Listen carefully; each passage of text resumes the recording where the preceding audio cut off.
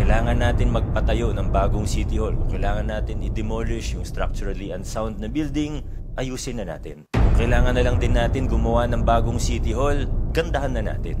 Siguraduhin natin na ito po ay future ready. Siguraduhin natin itong new City Hall na ito. Kasi hindi lang po building yung pinag-uusapan natin, kundi yung 2 hektarya po. Kasama yung road network, kasama yung mga ibang yung plaza. We will make sure that what we will build will last for 100 years. Mga Pasigueño, narito po ang bagong City Hall. Panoorin po natin.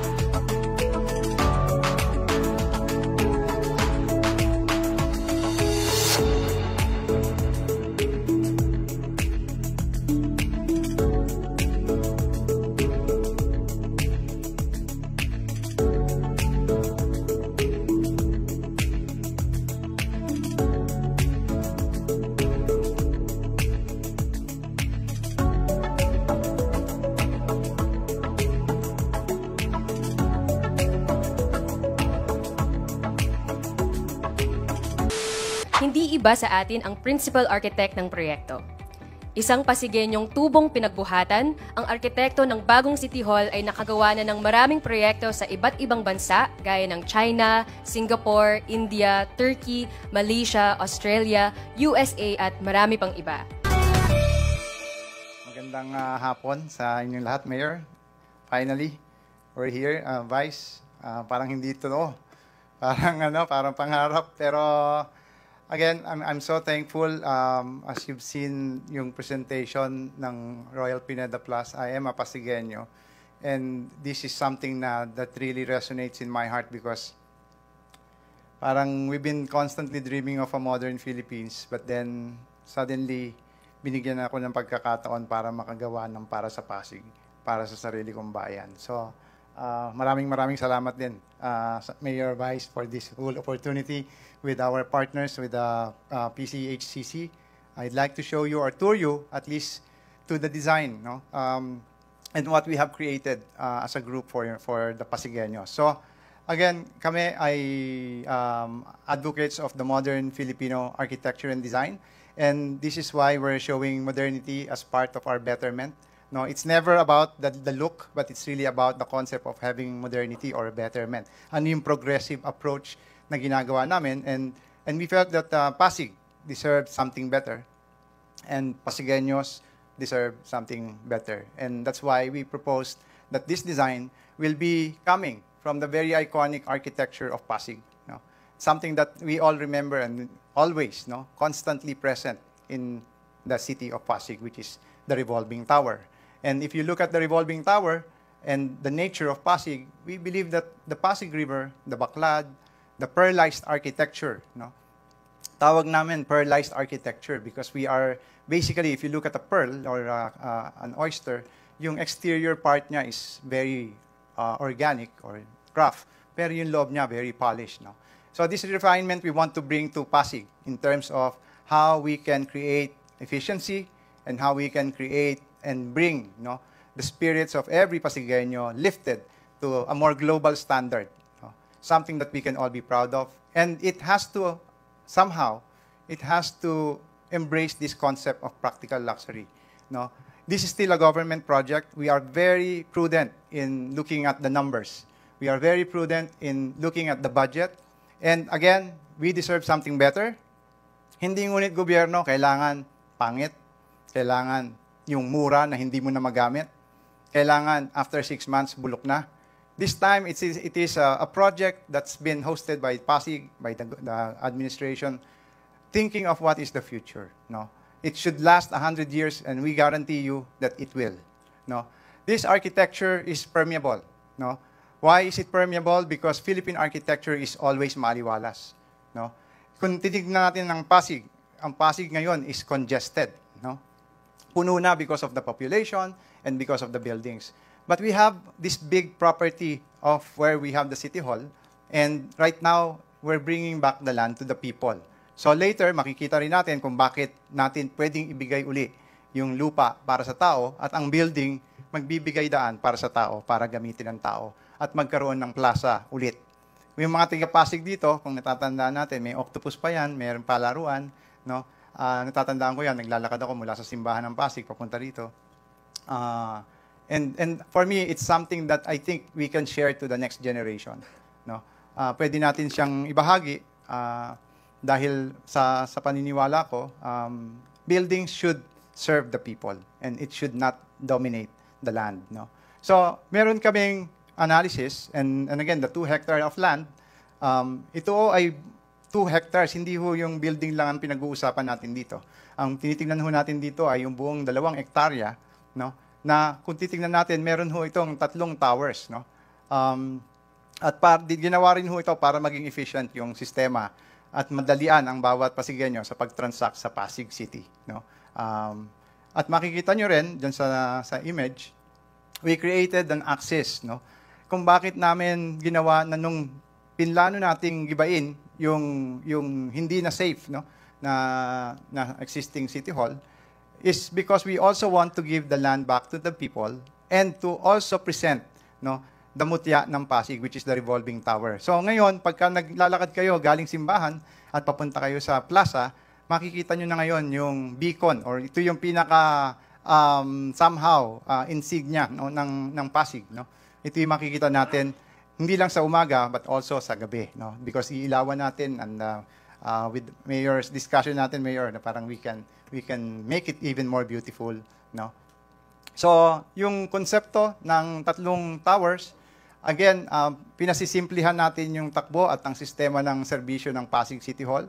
Kung ma-experience nyo from before and yung ngayon, temporary pa naman ito, makikita nyo, syempre, masikip at may mga hassles tayo, hindi natin maiiwasan because we really need to zone each area, and Tower 1, Tower 2, and Tower 3 will be defined according to the use of each buildings and somehow to, again, make it easy for people to find their transactions where they need to go. No?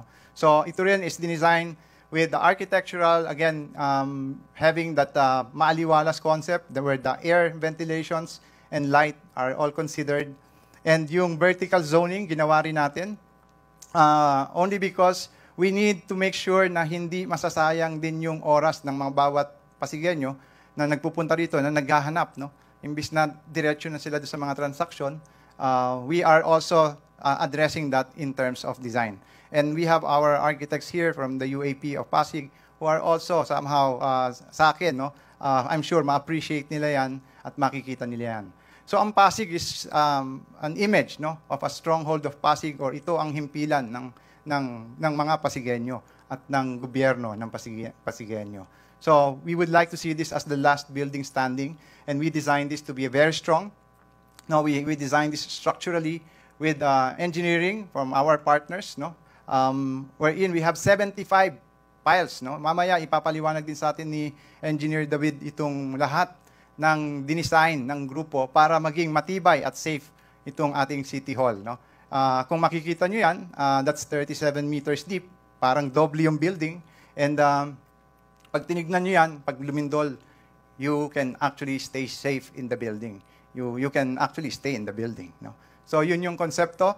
At mamaya, again, mas detalyado, mas maipapaliwanag ni Engineer David. And sa atin, ito ay first in the country. No? for a government building to have this kind of engineering solution. No? At this is because hindi lang natin gustong ilagay yan, it's because we are near the fault line. No? I think we're only 200, how many meters away from the fault line. So, again, we are making this sustainable as a building. We are making it nature-driven, and that's why we're very conscious about the performance of the building. We have automated system para lahat maging efficient sa kuryente. And nakita natin yung araw, no? How many days to build this project. Naniniwala kami na kaya namin gawin ito. We're betting on it. Natapos namin yung Clark ng 18 months. And we're back here to prove another timeline. And hopefully, God bless us with the timeline. Pagtulong-tulungan na lang natin. But it would be another achievement for Pasigueños and the engineering team and all the members of the team to do this project. No? We are building this the fastest possible way we can without compromising the quality, no, of the project. No? So I just want to tour you quickly on the spaces. And again, ito yung pinapakita namin na yung suddenly in a city that's congested. No? And I always say congested because the whole Manila is already congested. No? Ang laging sinasabi ng mga maraming city is that wala nang lupa ang Maynila. No? We understand that, and that's why this solution can be also a perfect model, not just for the Philippines, but for the whole world. No? Wherein, if you notice, all of a sudden, bumalik yung plaza. No? On a weekend, it would be nice, kasi Mayor, sinasara natin yung Caruncho Avenue. No? It would be nice now to continue that plaza all the way to the revolving tower. And that is, again, the whole point to bring back the land to the Pasigueños. So pag nakikita natin ito, this is, again, the whole novelty of the project, is that efficiency because the land is so premium, so we went vertical. No? We went vertical. We created the architecture that is distinct and actually inspired by the revolving tower. So if you notice the skin and the curves, which are actually inspired by the shells and the oyster and the pearl, this is happening because we see that the revolving tower and the development itself is the mutya ng Pasig. No? So, bakit natin ito ginagawa? Because, again, we want to make sure that we make things more efficient for everyone. But through the partnership and the team, we would like to somehow bring, no, good design to everybody. And, again, yung point dito is to uplift the spirit also of all the Pasigueños. So, yung nakikita nyo, may misting effect because we are a tropical country. Instead na isang fountain yung nakikita nyo dyan, this misting effect is also part of mitigating the heat. No? Kasi tropical, mainit, but it's also part of the design of the whole plaza. No? So we will have all the barangays, the flags. No? We'll have the Hall of Flags. And this is, again, a symbol of unity for the Pasigueños because we will house all the barangays and all the members of the leaders of the barangays to be able to serve their constituents also in a better way. No? And at the same time, the City Hall can host, no, all the events and the spaces that is needed in functioning and serving their people. No? So, if you look at the entire architecture, again, we designed this to be easy for maintenance because tanggapin natin, no, government is government. No? Minsan talaga, ang maintenance ng government is mabagal at matagal, Mayor. No? So, hopefully, we'll have a private partner to do that. Architecture-wise, again, ang gusto nating ipakita rito is that this building will be done with efficiency, with cost-conscious efforts, but we will never compromise the functionality of the project. No? This time, we will prove that this model can actually be for the country and for the Filipinos. So, even yung road network, yung nakikita nyo, may boost na kayang ma-accommodate on the left side because we are trying to also ease up, no, yung traffic ng existing roads around the City Hall. So it can fit, actually, there are 3 or 4 lanes inside the compound. So you can see that there's a bus, there's 2 vehicles moving, and 1 vehicle as a drop-off. No? So magiging maluwag at, again, mas magiging efficient. This is the view from the plaza, and that is part of the City Hall itself. No? And ang gusto naming mapakita rin dito is that for flag ceremonies, we have big spaces for events. No? It's a very flexible space. No? I'll go now to the interiors. So now here you can see that that the view of the revolving tower is very prominent. No? Ma-appreciate na natin siya ngayon.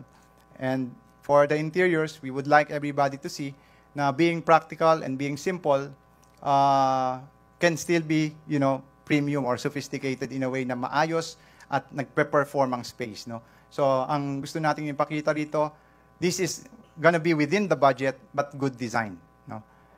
Hindi kailangang ikompromiso yung ano yung maganda at ano yung maayos just because it's a government project. No? So, meron tayo lahat yung mga one-stop shop, all these places na kailangan nating, again, gusto lang naming maintindihan nyo na this will be very easy for you to use because kung nakikita nyo rin yung signage sa baba, yung sa floor, these are all, ito yung mga signs and wayfinding. Ang tawag dito kung paano ka makakarating doon sa lugar mo.